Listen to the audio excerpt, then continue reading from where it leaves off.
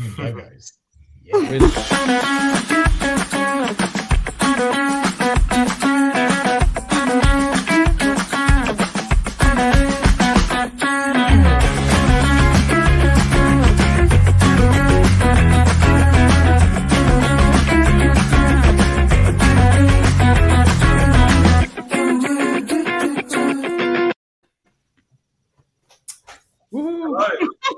Are we live?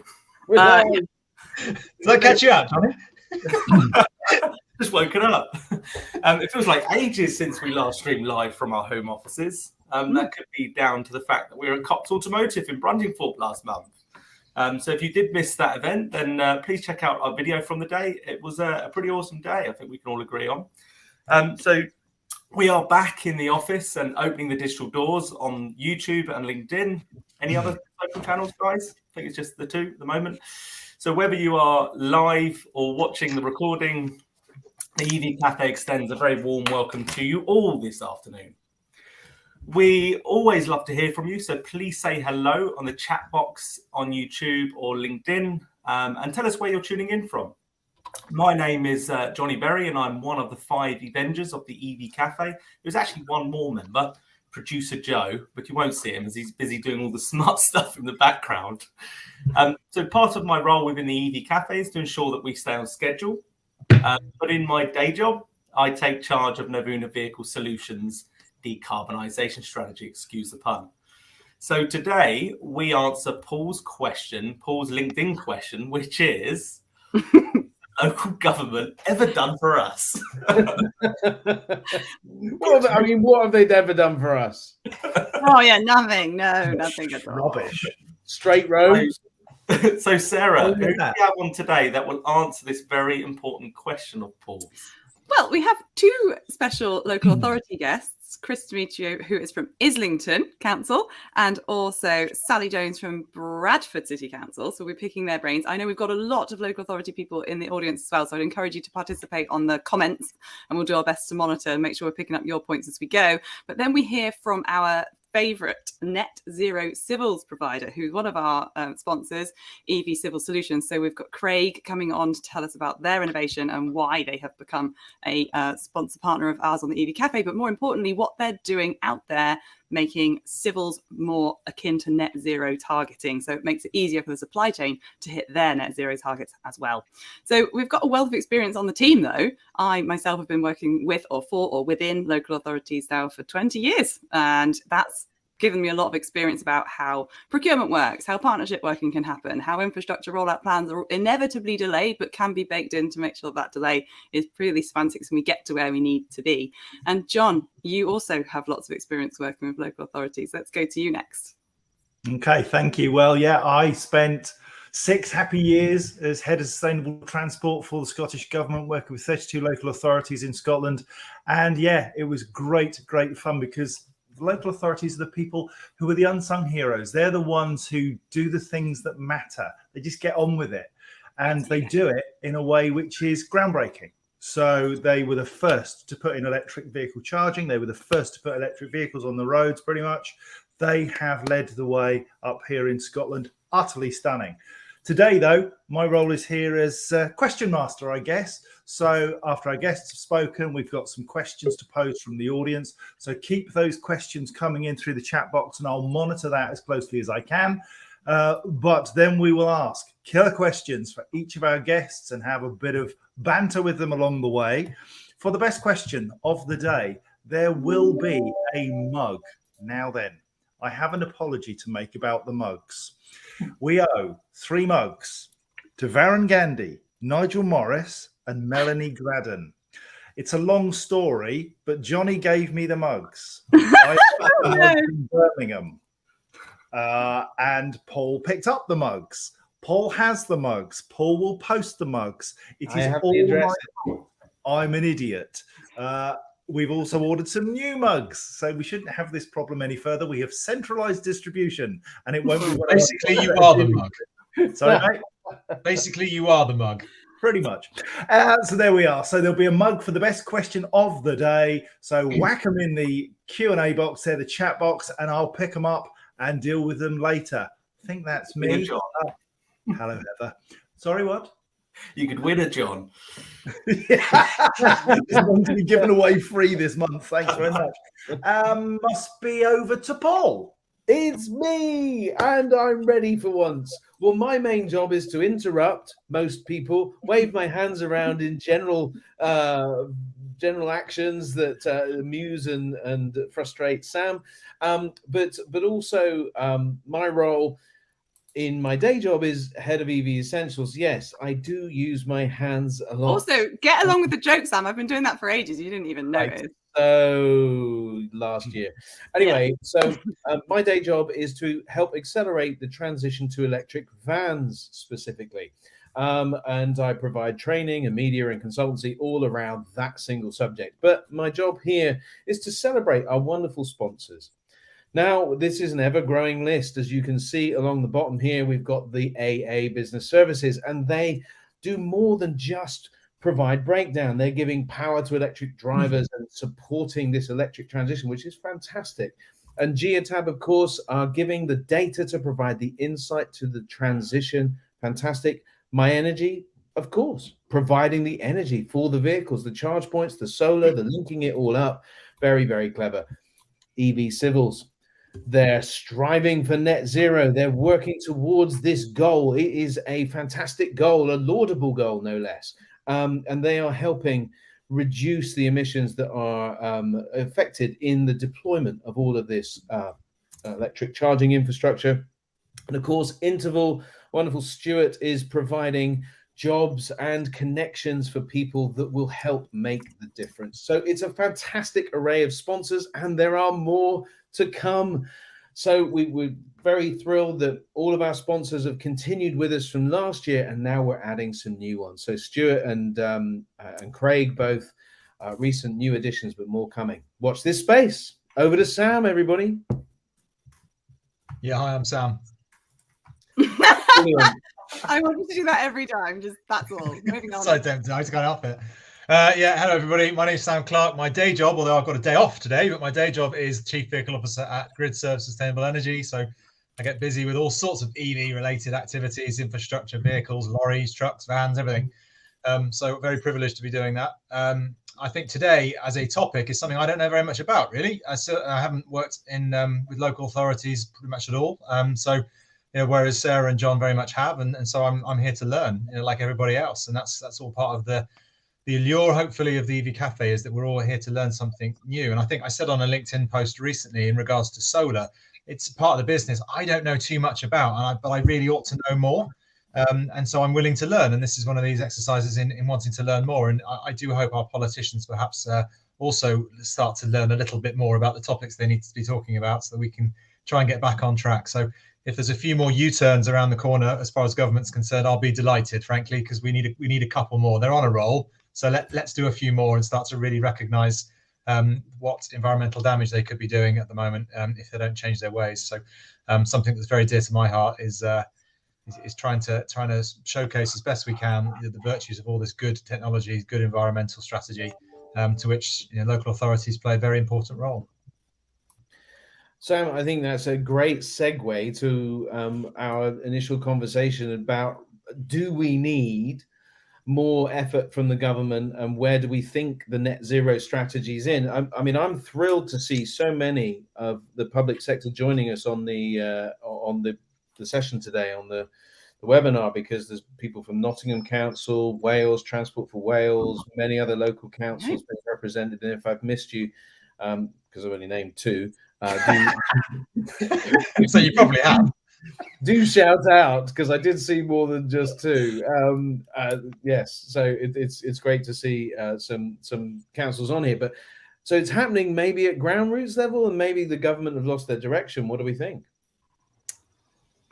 I think there's a lot of pressure on government. We said at Fleet Mobility Live last week that if we simply wait for government to give us things and give us money and give us permission and give us guidance, it's never going to happen. And even when they do, the communication between the people actually doing it, the local authorities, and then the full embedded central government people don't always have up-to-date communication patterns that mean that what they're saying or being told to do matches up with what their people who live there want them to do. Great comment in the chat there from Jason Smith, sort of Manchester. How do local authorities stick to their guns in their strategies, not just chase the money? They're being asked to repurpose car parks. They're being asked to invest in things that are not considered business as usual and have to be on a forward plan, have to get people in specifically as consultants. It's just too complicated. And like I said, for years and years and years, the private public sector gap is just too big.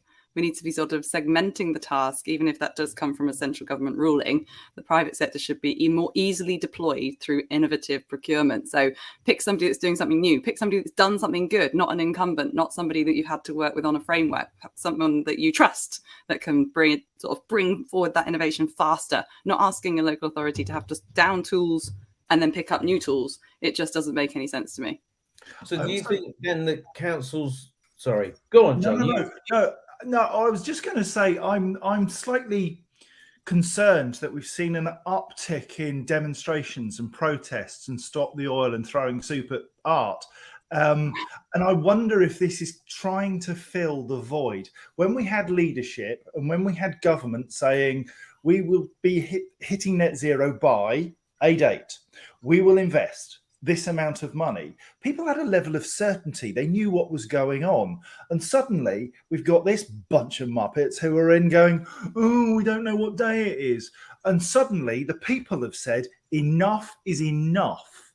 And I think they are filling the void. My fear is that the few who will take that direct action will become the voice of people like us who are more moderate and considered and experienced in making that transition happen. Sorry, those are two words that I've not heard often in relation to you, John. Moderate. But I tend to agree. But my concern is that we can't sort of just leave local councils or governments to not kind of step up, because I think it's really important that they lead. These are the people that we have sort of voted and put into, positions of authority, positions of influence. And let's be honest, had the benefit in kind incentive and the grants not happened at government level, we would not even be close to the amount of electric vehicles that are on the road. We would not even be close to the number of clean air zones that are happening around our nation, which we're going to talk about later. Little segue there. But we have to get government and local government on board and fully behind this, don't we? I think you raised quite a key point there, Paul, in terms of benefit in kind and reducing Scope 1 emissions across businesses. But there's still a huge challenge, and you'll probably agree with me on this, Paul, regarding operational LCV fleets. They don't get so much of, they've got more challenges, shall we say. And then it needs to be a lot more support there from local government and national government. And we should also not just leave the Scope 1 emissions out there, because you might know, I might know, maybe team will know, but so many people don't. We don't really have time to go into Scope 1, 2, 3 emissions and UN SDGs, UN Sustainable Development Goals, but we should maybe dedicate a session to that. What do we think? I'd like that. Good idea. Really good idea. Well, it's just you not explaining something that's led us to that, Johnny. Thank you, Mr. Acronym Police. I just want to apologise in advance if I'm looking down like this. It's just that I'm talking to people in the chat box. Yeah, same. It must look really bad, but this is exactly what I'm doing as well. Being distracted. Shout out to Kate Tyrrell, who I'm texting at this very moment. Well, I got to say, I mean, the chat box is very, very active today. Very lively, yeah. Yeah. Which just goes to show we care, right? The local authority piece is strong. And So Alan Has Akers, a question, but we haven't got to it yet. He hasn't sent the question in. Paul, speaking of future sessions then, next session we think it's going to be topic on last mile delivery for next month. Yeah. But potentially it could end up being January that we discuss this in a bit more detail. But for the time being, I think it's now time to actually welcome our first guest. Sorry, Chris. Yeah, sorry. I need to keep the schedule. And learn about what they're doing on their move to decarbonisation in their respective authorities. So, Sam, would you like to do the honours? It would be my pleasure. And Johnny, a point you just made a second ago, I'm sure Chris will be delighted about, and that's how local authorities are working on their fleets, because I think Chris might have something to say about that. But so anyway, I had the pleasure. Oh, there he is. I had the pleasure of meeting Chris for the first time at the Evie Awards just a couple of weeks ago. He was amazingly, as we were, shortlisted for an award, but unfortunately. Oh my God, I'm ringing. It's Clarky! On things you can click "Do Not Disturb." It's called using a computer. Anyway, I was It's in mid-flow there. Anyway, can I carry on now? Right. Unfortunately, it didn't win, but I did let him touch ours. So, Dirty boy. Anyway. Well, can we just say the mantra have just said, these are the people that beat us? How rude. How dare Very risky strategy putting that on there right there. Anyway, Paul, well done on your interrupting, because clearly you've done it again. So we will teach you some manners eventually, but it'll take some more time. Anyway, basically, he is responsible for all things fleet and one of the biggest priorities in electrifying all of their 530 plus fleet vehicles before 2030. He has made a good start with around 80 fully battery electric vehicles on the fleet so far, which I'm sure he'll be telling us about shortly. Little known fact I forgot to say what your title was, Chris, because when Paul interrupted me, I missed the sentence. You are Head of Corporate Fleet, Transport and Accessible Community Transport within Environmental Services at Islington Council. Yes. Anyway, little known fact about him is that he, despite his love and enthusiasm for EVs, and you were telling me about this just the other night, very impressive, he would always prefer his feet and runs 11 miles, although you said 10 to me, so you've just upped it a tad. So maybe you're rounding up. 11 miles to work every day.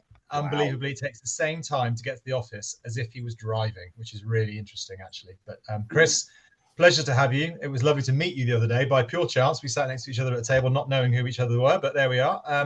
So yeah, very welcome to our merry crew, and thank you for your time. Over to you. Yeah, thanks, Sam, for the introduction, and really interesting debate that you guys started about central government and funding. And I think before I start my presentation, I know I've only got 5 minutes, and I'll run through my slides as quick as possible. It's really transparent, clear to see every local authority is in a completely different place when it comes to their journey with electrification. But hopefully I can provide you some insight on my slides and a few questions thereafter. Can everyone see the slides? Or yeah, brilliant. Yeah. Can I control it as well, or? I don't think you can, Chris. I think producer Joe will control them for you. Brilliant. Okay, so just a bit of an introduction to the London Borough of Islington. So we're the third smallest local authority in London, around 6 square miles. We've got a population of around 260,000. The Emirates Stadium is here. I won't mention the club's name because I support the other team down the road. Like many other local authorities, we declared a climate emergency in 2019. Thereafter, we published a strategy called Vision 2030. And that's basically our net zero carbon strategy, all things, not just fleet, but across the council. Part of that was a massive investment in our fleet replacement capital programme, which is around 38 million. So that almost doubled from where it was previously. And on top of that, a 6 million in infrastructure investment as well. And if you see at the bottom there, that's the amount of tons of CO2 savings we will make once we've electrified the fleet for 2030. So current fuel type in the fleet. So as you can see, still a lot of diesels there, a lot of petrol vehicles, but we've made quite a good start. Like Sam said earlier, we've got around 80 electric vehicles and another 20 coming in by the end of the financial year. Just a few of our vehicles that we've got in there. So on the top left there, you can see a Dennis E-Collect 26 tonnes. So we're one of the first local authorities to introduce RCVs into our fleet, and they've worked out really well. On the top right there is actually, Sam, our award-winning upcycled refuse collection vehicle. So what we did, we sent away a almost battered 5-year-old refuse collection vehicle to a company called Refuse Vehicle Solutions in Gloucester, and then 16 weeks later, voila, it's back with us with a 200 megawatt sort of drivetrain system in it, and we've got 2 of them, and we did win the Fleet News Award earlier this year for Product of the Year, and we've ordered another 4 because they've worked out really well, and actually upcycling is probably a good way to go where it's possible. Bottom left there is an Isuzu Paneltech 7.5 kg tipper. Again, I think we were one of the first in the UK, if not maybe still the first to introduce this onto the fleet. And not a great photo bottom right there, but that's a 17-seater bus that's fully accessible, and we should be taking delivery of that bus in a couple of weeks' time. So charging infrastructure. So we've got around 40 chargers, AC and DC, across council sites at the moment of various sort of power there. We've got 400 on-street public chargers. So where I'm sitting here today is our waste recycling centre depot in the heart of Islington, and we're just going through a power upgrade at the moment, which has cost us just over £1 million. It'll give us 3,600 kVA. And potentially we'll be charging around, well, we'll have 75 rapid and ultra rapid chargers in the building charging that, then 200 vehicles, electric vehicles we will have, hopefully before 2030.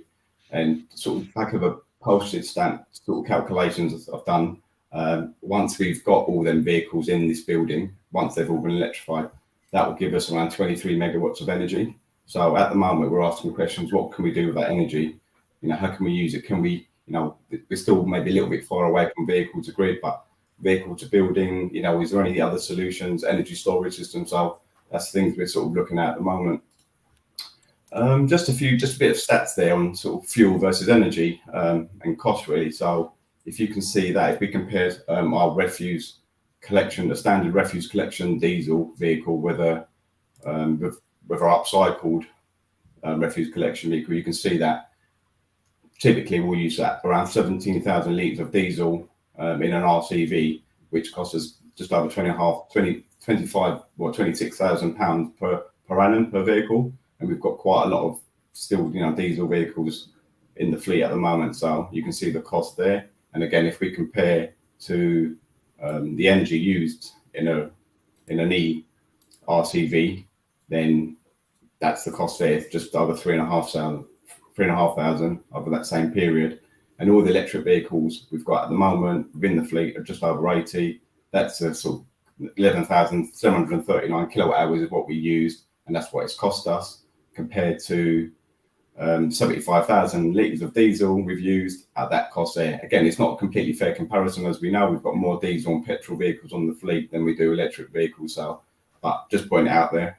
And then God knows what we'll be paying in April. I don't think the news we've got from central government over the last couple of days regarding costs is probably going to encourage a lot of people to go, you know, to make that transition to EVs. But you know, I mean, you know, just with a basic cost comparison there, you'll still be making a little bit of saving based on diesel versus cost. Again, I've compared a few more vehicles as well. So if you see the ones highlighted there, you've got a Nissan ENV200 and a 7.5 kg tipper. You can see the difference there regarding costs if you compare it to diesel use. Yeah, so that's, you know, that again, that speaks for itself really in regards to EVs, you know, being a little bit cheaper than running diesel vehicles. Again, it's a bit of an apples and pears comparison really, but yeah, so 17,000 litres of diesel per refuse vehicle emits 45 tonnes of emissions. So having the 4 ERCVs that we've got saved us about 180 tonnes per annum based on the fuel used. And again, going back to August, all the electric vehicles we've got in the fleet saved us 17 tonnes of CO2. And at the bottom there, just a quick thing on maintenance. I know the ERCV is 2 years old, but we've only changed one gear oil change at £100. And if you see the bottom standard RCV, comparing that, it's cost us sort of nearly just under £3,000 for the fuel relining and the services. Some of the challenges before I wrap up here, like everyone else, we've got, you know, long lead times of vehicles, DNL works, infrastructure sort of parts and equipment can take a while now. Again, I think one of you mentioned it earlier, we can't quite replace all of the, you know, our ICE vehicles that we've got in with EV equivalents, particularly that sort of lower range HGV type size vehicles, 3.5, 4 ton vehicles. You know, we want crew cabs, we want tail lifts on it. You just can't get the payload, so still a bit of a gap in the market there. Whilst we're not a very big borough, we've still got a bit of range and charge anxiety. So half the fleet, or just under half the fleet, live outside the borough, or the vehicles do anyway. So what do we do for them guys? And girls? Do we get them? You know, we need sort of vans with bigger ranges. We need to arrange home charging for them. We need to recharge that energy back to us. We need to make sure they can get back to work. Where possible, I want to make that transition from their current vans to EV vans as smooth as possible. And obviously that's sort of a bit problematic, but ideally that's the hope. Again, lots of sort of local authority bureaucracy when dealing with procurement and forms, and lots of sign-offs and authorizations are needed, which can be a bit sort of problematic. But actually, we've got a really good procurement partner in the Procurement Partnership Limited, or TPPL as we call them, and they make it a little bit more smoother for us in regards to when to direct award, when to go to tender, and just gives us a bit of an audit trail and a bit of a safety net that we're doing the right thing and you know, getting the right vehicles at the right price. And it's just something I said earlier as well. Energy prices are making it slightly more difficult now to have that EV versus ICE argument. But I hope some of the slides earlier have shown that's still quite a good investment in the long run. Just very quickly as well, just some related projects we've got going on. So we're running a vehicle to grid project at our town hall with a company called Moixa, now Luna. So we've got 5 Nissan EMVs there, bi-directional chargers. We've got solar panels on the roof there as well. So we're seeing how that works. And that project concludes in December. Hopefully by then we can go live with it, and actually it'll probably be more of a vehicle to building type trial or project rather than V2G. Vehicle to load. I think you guys might have had a debate on vehicle to load last Friday. For me, I think it's a really good thing, especially when the lights go out in the winter and you're watching England Brazil in the semi-final and you can't watch it. Plug your vehicle to load vehicle in. Hopefully you can still watch the match. But now we're really interested to see how that technology works and how we can actually utilize it. We've got sort of solar panels on our kitchen waste vehicle. That's saving us a couple of litres a day, not much, but every little helps, as they say. Again, I mentioned earlier about energy storage systems, potentially introducing them here at depot to use that energy. Another thing we're trying to do is mini super hub in the borough where we can quickly charge vehicles, and maybe offer that sort of commercially as well. And just very finally, last slide, things that we probably need, or sort of future-proofing, or things I'm discussing with other manufacturers and companies and suppliers at the moment. Wireless charging. We've seen Nottingham go live with their taxi wireless charging, which is really good.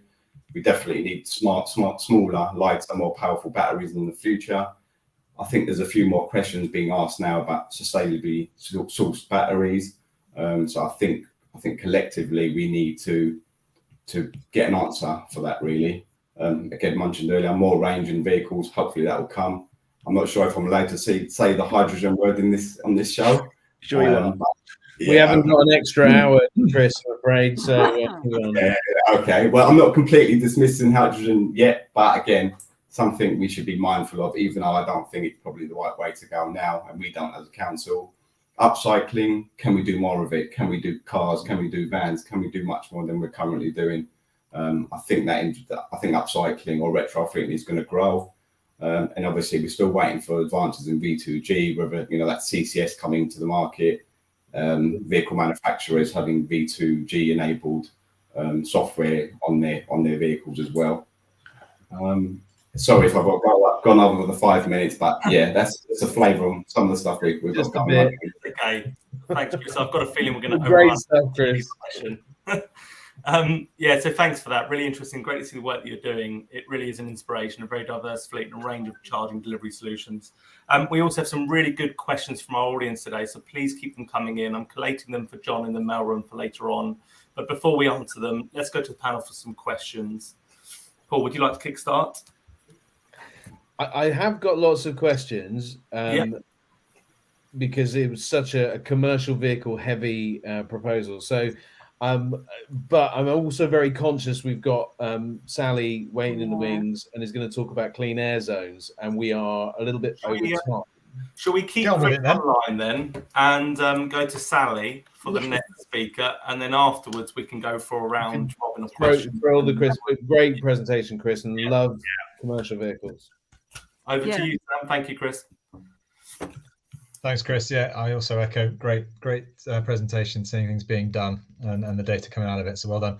Okay, Sally Jones has worked at local air quality. There's a theme on this one. You'll probably pick it up.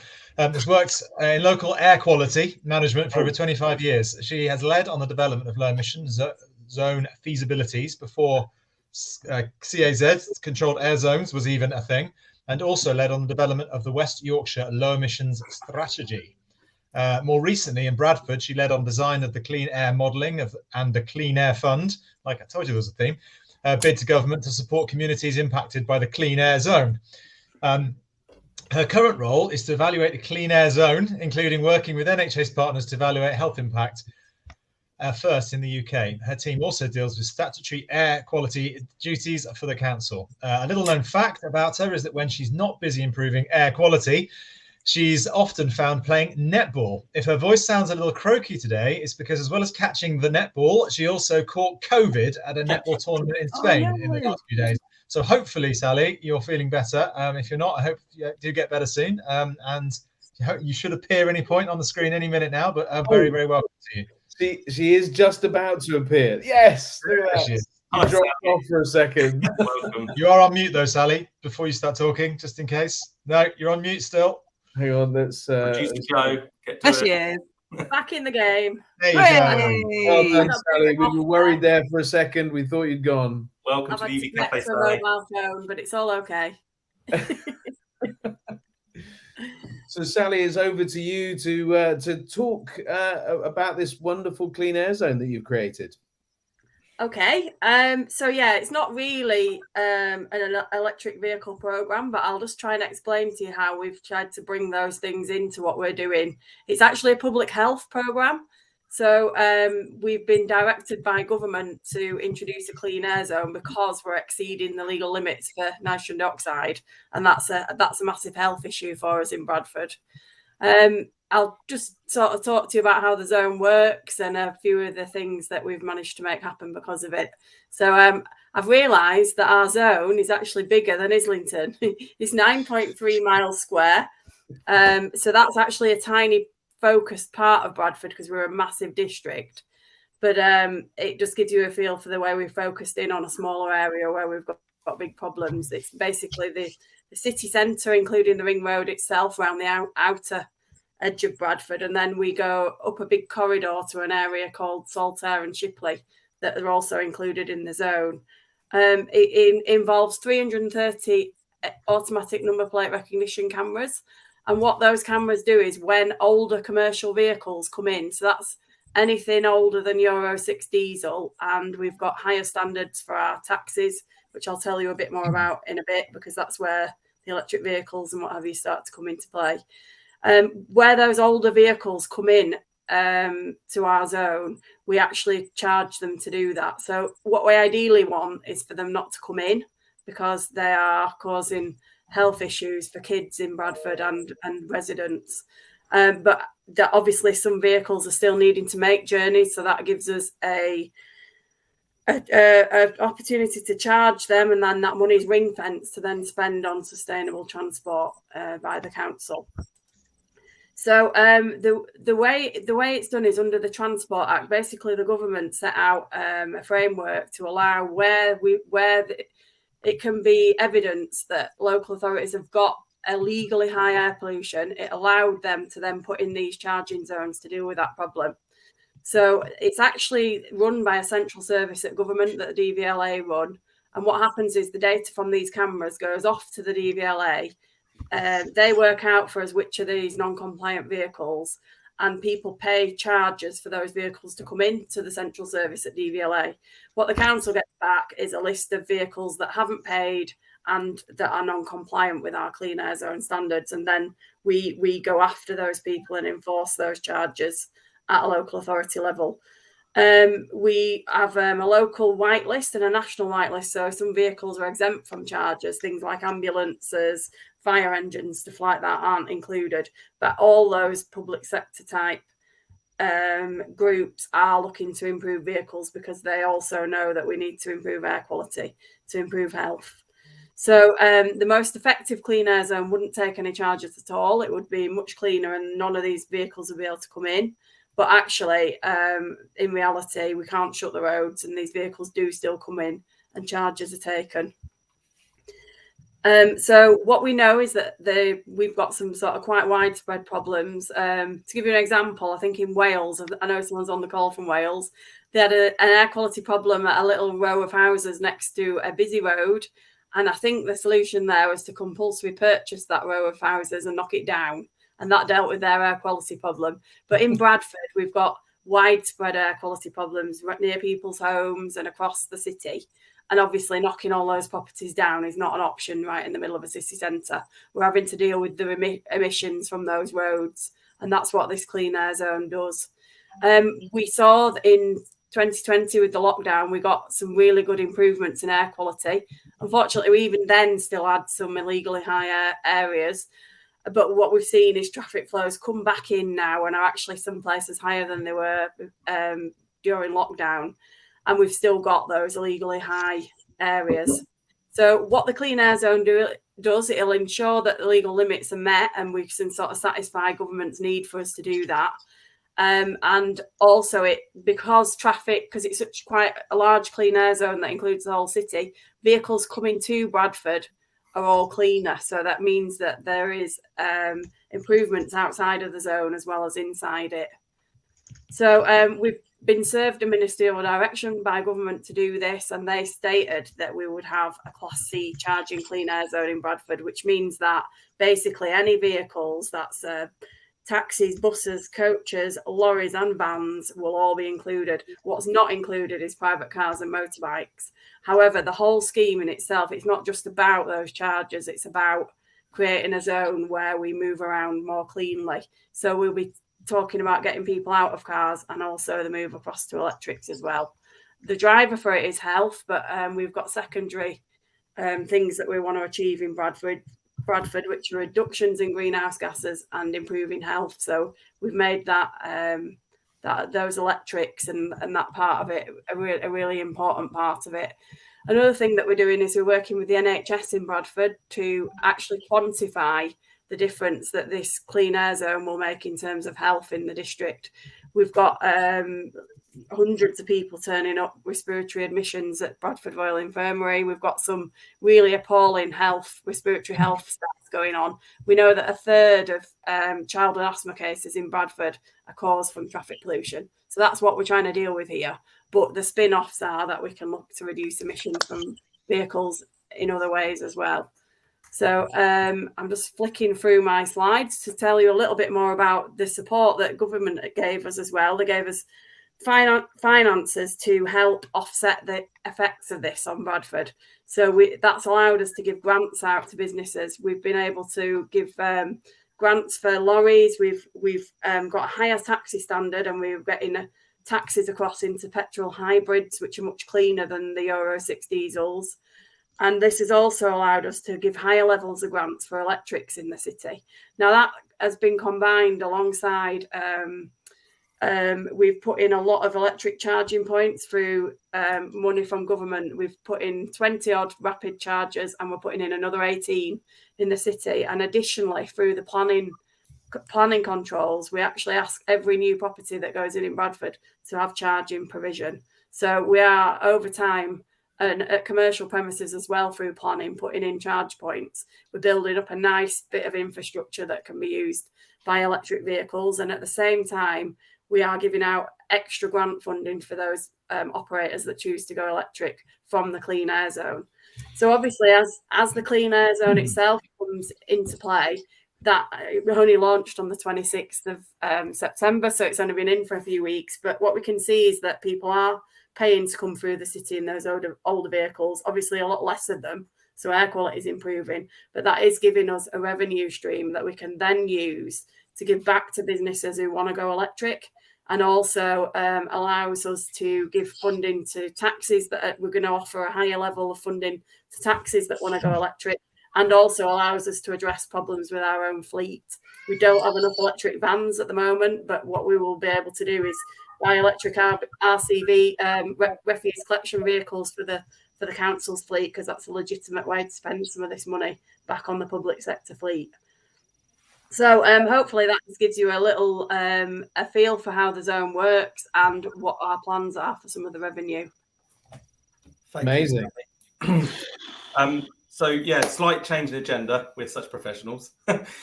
We will welcome our next and final guest this afternoon, and then go to the Q&A. We promise. And if we overrun, then so be it. I hope you can. Johnny, I think that's really important. We're going to carry on. There is so many questions from different people. So anybody that can stay, we're going to carry on running. Sally, fantastic. It sounds integrated. That is really exciting. Anyway, I'll shut up. Yeah, no, it's a key point there, Paul. Or you can watch the recording later on when we address those questions. But for now, we must welcome our last guest speaker for today. Sam, over to you. Thank you, Johnny. Thank you. All right, Craig, up to you now. So one of our fantastic sponsors, Craig's business offers civil support to all of its clients from survey through to completion, enabling the install of EV charge points across the UK. Craig's business is a family-owned, northwest-based company with years of experience in the utilities sector. They're also driving towards delivering reduced carbon civil installations and educating the industry through consultancy and now sponsorship, and working on innovative products and lean management processes along the way. They're now making EV charging their main focus and welcome any and all inquiries. A little known fact about Craig is he trained to become a fully qualified gamekeeper when he left school through a love of field sports and the outdoors. Craig, over to you. Here he is. Hi, guys. Can everybody? Firstly, can everybody hear me? Okay. Yes. Yeah. We're in a temporary office, and it's the internet connection is absolutely terrible. So I'm on the phone. Yeah, Sam, I think you said everything. I don't really think I need to say anything, do you? Okay, thanks for coming. Bye. Now we're back on schedule. Everybody. I think I need to say what I've sort of planned to say without being too negative, really. We've worked as a company nationwide now on a few projects with local authorities, and I just have a little bit of a theme. There's a few things that the guys have, they've spoke really well, but there's a couple of things that they haven't really touched on, and it's things that us as a company want to educate them in. And obviously it is reducing the carbon footprint within the civils installation process, monitoring the installs. It's massive. It's just overlooked. As you say, they've all spoke about massive projects, big investment, and stuff that they're trying to achieve. But the actual installation of the chargers to enable them to put the wagons on the ground, or to provide the services and the infrastructure, it's not being looked at. And as I always do, we talk about the dirty side of the industry, which it is, and it's probably the most difficult to clean up, really, with so many different types of people. And across the board, everyone's trying to do their bit, but there's no actual set procedure and set routine. Everybody has a way of doing their own way of what we're trying to do. Not just me, other civils companies, utilities companies out there, and EV companies.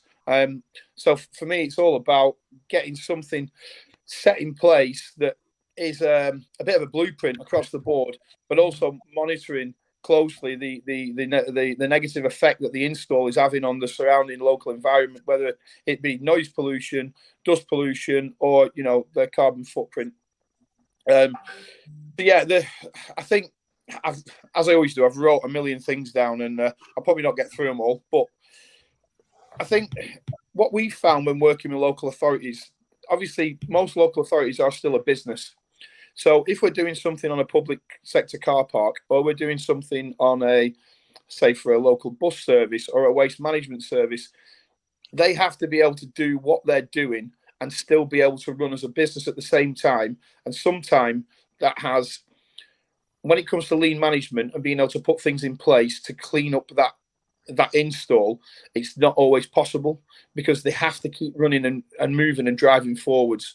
We've got a job at the minute down for a London bus service, and it is literally like one giant Jenga block. The guys turn up to drive the buses in the morning, and they've got to get in a bus, leave the car in the same car park, and go out in that bus. And it costs them X amount of thousands of pounds if we take up too many space. It's how do you deal with that? Well, prior planning is the way forward. Things like service droids being available, knowing what's in the ground. We've hit many services, well, not hit them, but we've come across many services in the ground, and there was no insight or knowledge to what was in the ground as far as we was aware. You can take this direct route from eyesight perspective. It looked fantastic. Yep, we can do that. And as soon as we break ground, we're coming up against a whole manner of services and issues. Then that stops the job. We actually had to end the job for a short while, leave site, have the machines taken off site. The prior planning thing just comes into it massively, gathering as much information. I think civils is overlooked by some EV companies in that there's no civil survey carried out. It's okay, we've done an electric vehicle survey. Well, that's all good and well. But the minute you break ground and you're coming across things that unforeseen items, that stop the job, and you've got to man down and shut the site down, you've got more wagons coming back to site. You're basically double doing everything, and again, it's increasing your carbon footprint. Another real interesting thing that's sort of off topic a little bit that we've come up against is the general public's perception of EV chargers on public car parks. They're almost sort of, some of them get cross. You get taxi drivers who have parked in them spaces for years. Well, we don't need them. I don't drive one. Local people who park their cars on the car parks. And he's gone. Oh, no, he's back. No, he'll be back. He'll be back. Yep. We've got John though. No sound. Got it. Hang on. Good. Let's make up what he's saying. So, EV Civils, brilliant company, doing loads of stuff, moving towards net zero. Really love what I do. I'm absolutely gorgeous with my beard. And He's back. Is he back? No, I'm now he's going to gone. headbutt the screen, smack my head, rock backwards and forward. There you go. Go on, Oh. Craig, you can do it. Unmute. Hello. Go. There you Yay! Am I back? Oh my God! How long was that like that for? No, About not 20 very long. minutes. Not long. It's all right. Don't worry. 20 seconds or 7 so. minutes. You're just wrapping up. 20 again, seconds. But you were wrapping Was I up really? anyway, Craig, weren't you? Waffling away. Yes. Sorry. Where was it? What was the last thing I said? You were just wrapping up, Craig. Oh, was I? Okay. Is that me done? We've got another minute or so for you, Craig. So Craig, give us the 3 things you want us to remember. Good question. Yeah. Wow. Big question. 3 things that I want you to remember in line with a civils installation. Yeah. Prior planning is everything. Yeah. Education to the people in your local constituency about why you're installing these chargers, I think is a big thing. And a third thing, again, I think it just comes down to working together as a team to achieve the same goal, whereas that isn't always the case, and you have knock-on effects during the installation process. I think that's great. Planning is everything. Yes. Yeah, I think one thing for me that just suddenly dawned on me is part of what GridServe talk about is sun to wheel. So everyone knows us as a charging infrastructure company, but we build and operate solar farms at the front end and sell vehicles at the other end. So there's a whole journey, and in the civils world, a lot of it gets overlooked because it's just chargers in the ground, or it's the van that goes on the charger, not the stuff that actually did it in the first part of this journey. So it's really useful. I think it's great, Craig, that you are a sponsor. I'm not just saying that; it's because it also showcases that other element that people don't necessarily think about along a journey of getting from diesel to net zero on an EV, right? And it's important to highlight to everybody all the different facets to which you do a really important non-glamorous bit at the beginning, which matters just as much as the end result at the other end. I think, Sam, you make a great point. The sort of desire to get to net zero, right? That's net zero. So that means nothing in the chain can have emissions or they need to be netted off in one form or another. So, this bit has been missed because it's hard. It's hard to calculate. Craig and I were talking earlier, weren't we, Craig, that, how do you measure all the elements, the diesel used? Sorry. You might not see it, but there's hundreds of comments, and I don't want them to be drowned out, but lots of good positive feedback from what you just said. So overall sustainability must not be overlooked, hitting the nail on the head. So yeah, great feedback from our audience there, Craig. Thank you. Can I just talk about something else for 1 minute quick, or have you have time? Go for it. I'll time you. You've got 30 seconds. So obviously, as part of the installation process, we are constantly looking at ways that we can improve the process. And we have been working with a very well-known concrete manufacturer in the country to work on a 40% reduced concrete carbon concrete pedestal. So it's I'm not going to say too much on it. There's many benefits to it. It certainly speeds up the installation process. And I think before long, the work that we're doing will be up to an 80% reduced carbon concrete block. There's, as I say, there's many other benefits. I'm hoping that I can do a bit of an official announcement sometime in the near future, in the next few weeks. But yeah, there's many benefits to it. We can also now have manufactured any concrete product that builds up the process, that makes up the process or the installation process of an EV charger. So whether it be the curbs that surround the car park, the feeder pillar base or the substation base, we can have them all made bespokely with carbon reduced concrete. Get in touch. Thank you, Craig. That was a long 30 seconds. But no, as long as it's 30. I'd just like to welcome Chris and Sally back on, actually, for the last sort of 10 minutes where we can answer some questions from the audience and you guys can take questions from the panel. Oh, he's got an award. He's got an award. I wasn't convinced Sam believed me earlier, so here it is. Yeah. It's much more impressive than your EVs award, anyway. Hey, take history. This is the only award you need. Yes. Can I just say, I love this comment that I've highlighted here. They found a river under their depot when they were installing 14 new EV charge points. Yeah. Oh, wow. This is like, what? Anyway, that's why we need Craig's help. Sorry. Yes. Although I'm quite good with sticks. I can find a river. Water divining, right? So how are we going to, John Curtis, have you been watching you're the question master. Have you been watching all the questions? There's thousands. I've been putting some questions in our private chat, John, for you. So You cheeky little boy. I hadn't even noticed that. Oh, this is exciting times. Right, I've got one to kick off, and that's from Shane Rees. And I think probably Chris is going to be the best one to tackle this one. How are councils managing the rising input costs of electricity versus the price or the payment that you make to drivers? Because clearly there's an offset here. You're paying huge amounts of money for your energy, yet drivers are getting buttons. It's a good question, really. So, again, for our drivers, everything that, we've got a fuel station here. They'll bring their vehicles in, they'll fill them up, they'll go home. When we transition to EVs for drivers who live out borough, we will install home chargers, we'll recharge that energy straight to us. So actually, there won't be much of an impact on them other than actually driving a new EV and all the logistics that come with it. Will they have enough juice to get home, back to work, do a day's work? And I want to make that transition as smooth as possible. But for costs, for the driver, not so much a problem. Costs for us, yes, they're massively increasing. So we are worried. And I'm having a bit of a tougher time at the moment convincing the powers that be that EVs are the way to go. But as you saw from my slides, it's still a saving by having EVs compared to the diesel equivalent, especially in RCVs. Thanks, Chris. Paul? Well, I was just going to say on that very subject, Chris, I noticed you mentioned battery storage and possibly solar deployment and things like that.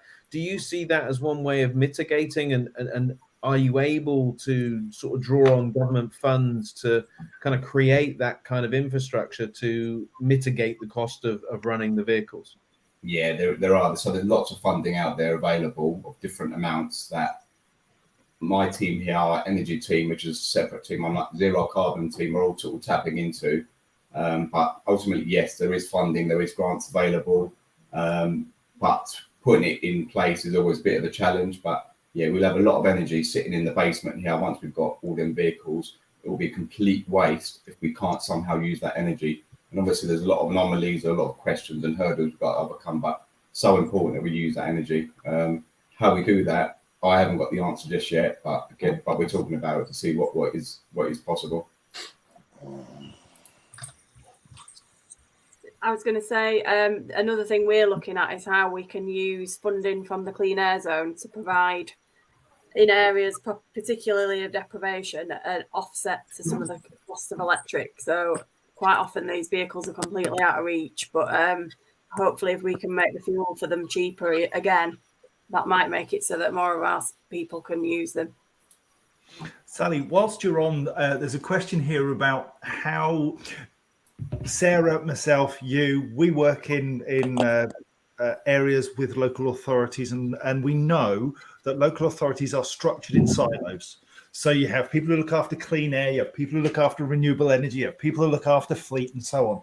And getting projects delivered in a timely way is not easy. And somebody said 9 to 10 months to get an EV strategy through.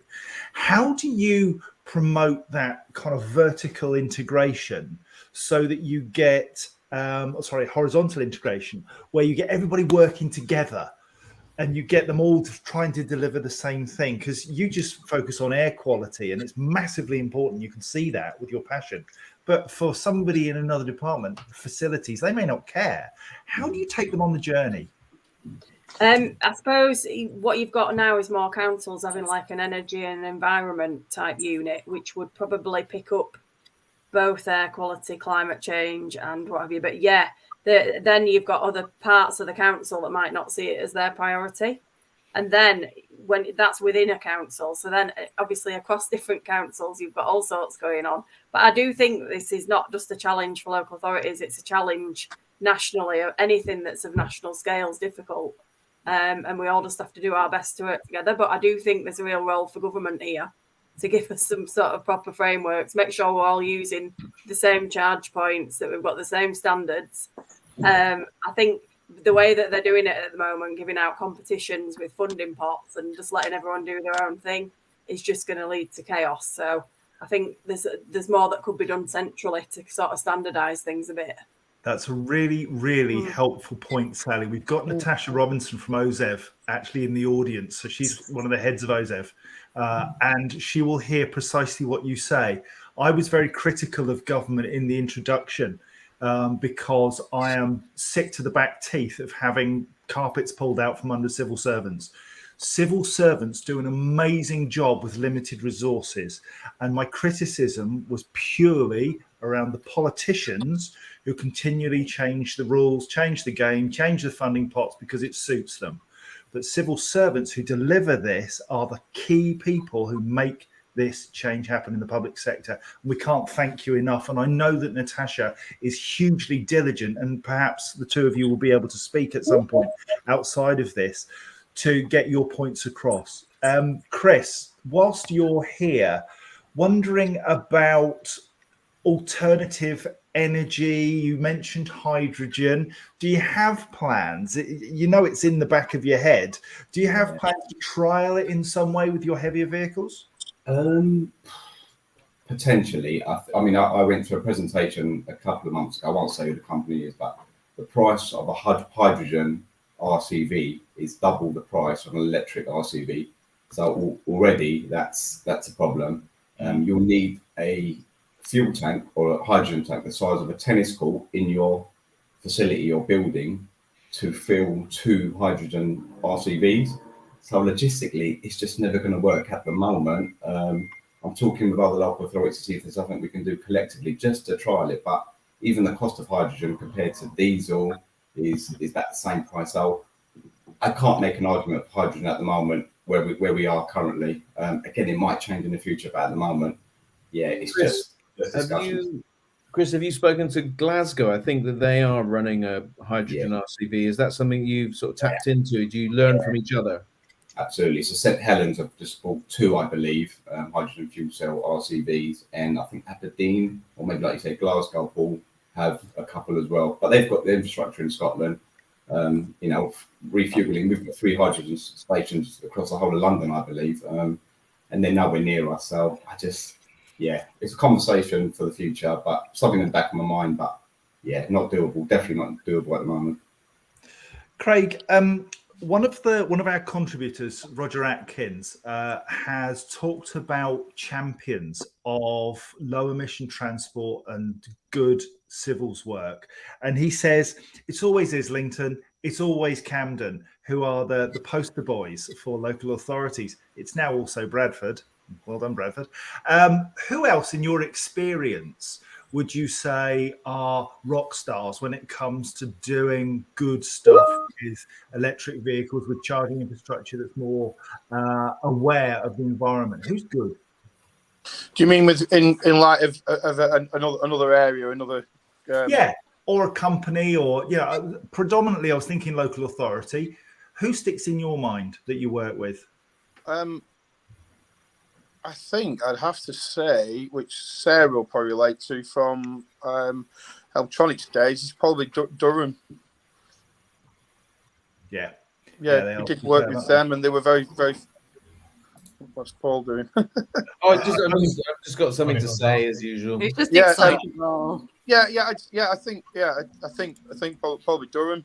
But also Barrow Council were very good for such a small area in the way that they're forward thinking, rather than looking at, you say, the larger areas from what Chris was saying. They're not the largest of areas, but I don't know. Without people work with them, and they were it's a tricky question, really. I don't really want to take sides with anyone. Let's see what Paul's got to say. Well, I was just going to say that there's a lot of comments coming through in the comments. Oxford, Coventry, Nottingham have done a great job of even down to creating ULEV garages. So I think that those are three worthy of a mention. East Lothian has also been mentioned. Sam, we work with shout out to Warrington Council as well. We've built enough solar for them now in different areas of the country to support all of their electricity needs for the entire borough. So that's pretty impressive statement as well. Sorry, Craig. Yeah, no, just saying. Nottingham. I worked on the rail link there many years ago, and they've always been very forward thinking. From my knowledge, in light of reducing their emissions and traffic in the centre. Although it's an absolute nightmare to drive around. But not if you've got an electric vehicle. It's not, because you can go in the bus lanes. There you go. Just a quick point. The Alec Peachy posted this morning on Transport and Energy a report from Cenex, actually around 75 local councils drawing on some funds. I can't remember the post exactly. Probably Alec, being Alec, will put a link for me in the comments.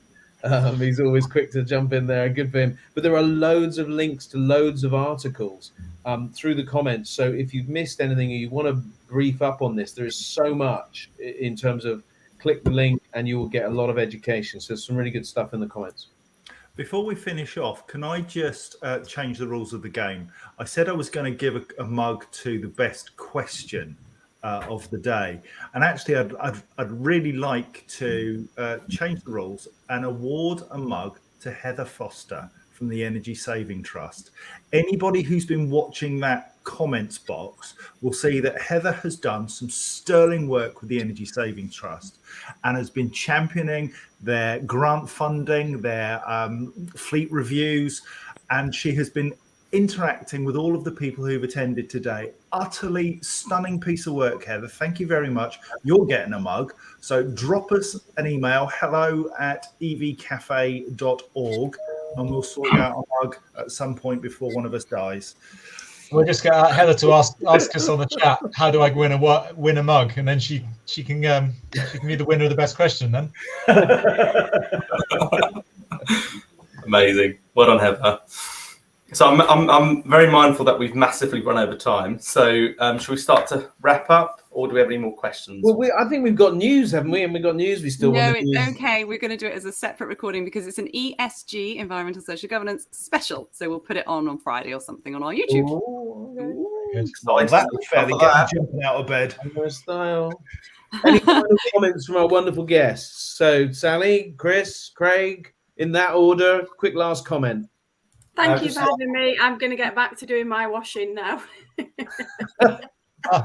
Oh my god! Oh, wow, so good. Can't say we well, thank you for noticed. making it. Thank you. Nobody You didn't noticed. notice, Sally. No, one I noticed. noticed. Fine. Yay. You aired your clean laundry. That's a good thing. Yeah. Thanks for having me. It's been fun. Oh, you Yeah, will it has notice, come again. Sally. Thank you, Sally. Thanks, Thank Sally. you. Chris? Yeah, just a final call for me. Everything we're doing here is not just for us and the benefits of our residents community, it's for everyone else. So when they're ready to move into their EVs, whether it's RCVs or niche vehicles, we've done it. We've gone through the pain. We've got the vehicles right. Do it. It's ready. We can help you. And I'm happy to take questions and visits after this show as well. So thank you guys for having us. Great plan, Chris. Well done. Thanks, Chris.